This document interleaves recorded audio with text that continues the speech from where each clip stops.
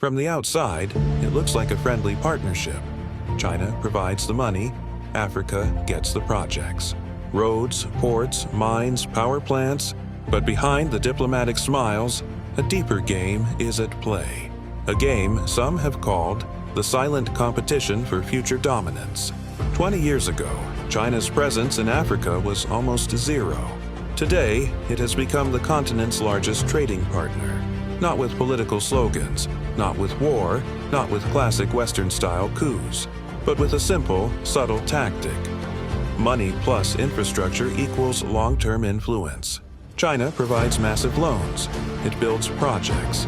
In return, it demands access to resources, to markets, to the votes of African nations in the United Nations, and most importantly, to geopolitical influence. This is where the story turns gray.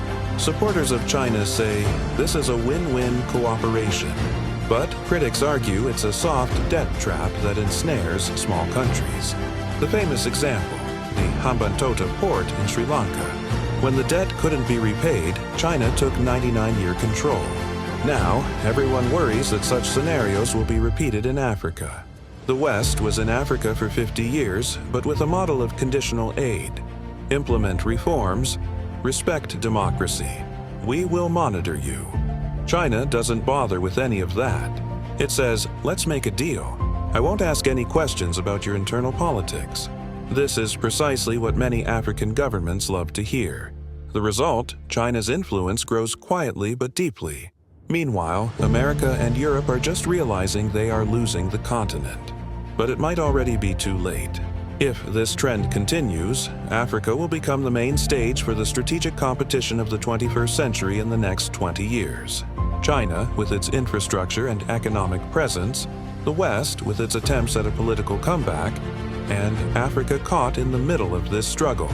The main question is this: will the continent finally own its own future?